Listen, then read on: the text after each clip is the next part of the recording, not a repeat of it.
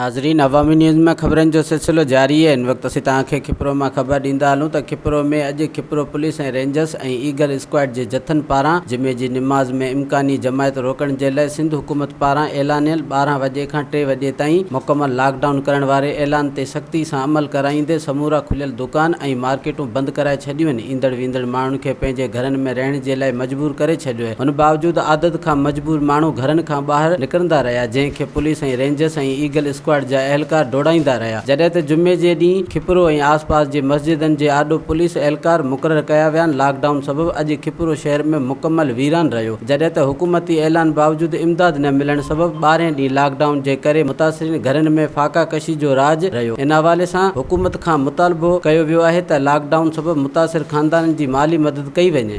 Lockdown जे हवाले सां जेको सिंध हुकूमत ऐं असांजे बाला ऑफिसर साहबनि खां असांखे मिलियल हुकुम कमनि जी रोशनी में असां अमल दरामद करायूं पिया था। शहर में जेके खाद खुराक जा दुकान आहिनि उहे खुलियल रखूं था, मेडिकल स्टोर वग़ैरह खुलियल आहिनि। बक़ाया दुकान जेके आहिनि गैर ज़रूरी दुकान जेके जिन जे लाइ हुकुम कमात मिलियल आहिनि उहे मुकमल तौर ते बंदि आहिनि।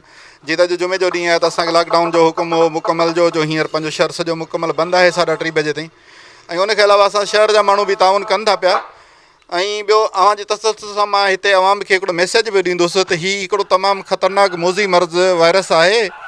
हिन जो बचा इन में मुमकिन आहे त पंहिंजे घरनि ताईं महदूद रहो। जीअं त जेको आहे पूरे मुल्क पूरे पाकिस्तान में कोरोना वायरस जो सिलसिलो शुरू थियल आहे।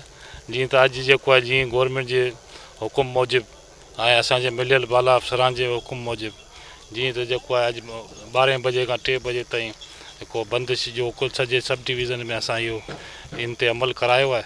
ऐं असां सां गॾु रेंजर्स बि जेको आहे गश्त करे रही आहे। पुलिस हाणे तव्हां ॾिसो पिया त सभु दुकानूं बंदि आहिनि। इंशाअल्लाह ताला इन ते मुकमल अमल दरामद रहंदो। वधीक ख़बरनि ऐं तफ़सील जे लाइ विज़िट कयो असांजी वेबसाइट awamiNewsHD.com ऐं ॾिसंदा रहो अवामी न्यूज़ HD।